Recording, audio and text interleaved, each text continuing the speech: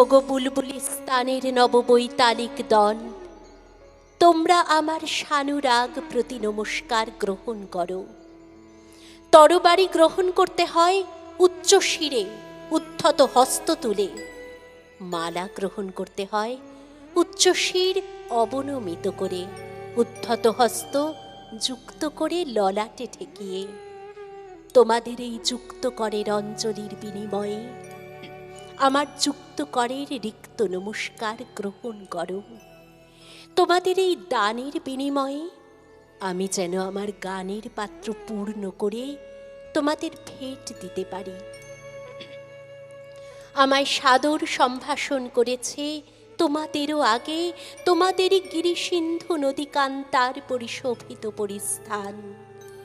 তোমাদেরই গিরিরাজির কোলের কাছটিতে সর্ষের ফুলের আঁচল বিছিয়ে যে উদাসিনী বালিকাকে নদীর ঢেউ খেলানো চুল এলিয়ে বসে থাকতে দেখেছি, আমাকে সর্বপ্রথম মৌন অভিনন্দন জানিয়েছে সে।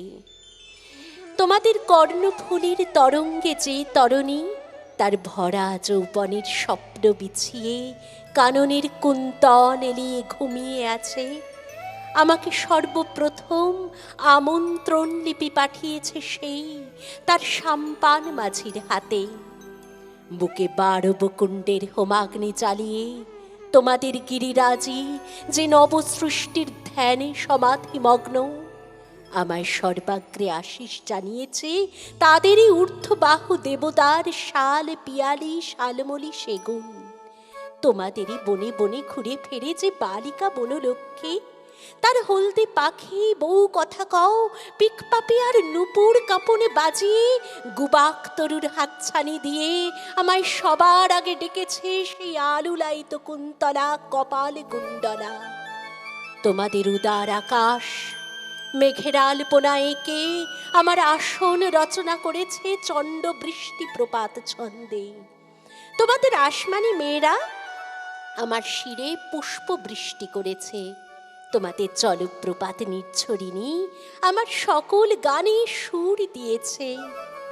তোমাদের সিন্ধু হিন্দোল আমার রক্তে নতুন দোলা দিয়েছে, তার ভাটির টানে আমায় অতল তলে টেনে নিয়ে গেছে।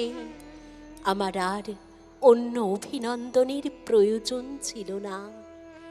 আমার জন্য যদি আসনই দাও তোমরা, তা যেন বুকের আসন হয় বন্ধু। সভার কোলাহলের নির্বাসন আমি চাই না। কোনো দিন তোমাদের ঋণ পরিশোধ করতে পারবো এ ঔদ্ধত্য আমার নেই, সম্বলও নেই। আমি যাযাবর কবি, আমার ঝুলি ভরে যে পাথেয় দিলে তোমরা, তাই যেন আমার ভাবি পথের সহায়ক হয়। বিনিময়ে আমি রেখে গেলাম তোমাদের সিন্ধুতে, তোমাদের কর্ণফুলিতে আমার 2 বিন্দু অশ্রু। তোমাদের হাতের দানকে চোখের জলে ভিজিয়ে গেলাম।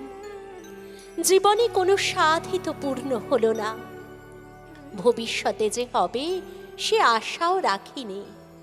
তবু এই প্রার্থনাই করে যাই, আজ তোমাদের এই সিন্ধু বেলায় দাঁড়িয়ে, যে মরতেই যদি হয় তবে শিলির মতো তোমাদের এই সিন্ধু জলেই যেন আমার সে মৃত্যু দেবতার দর্শন পাই।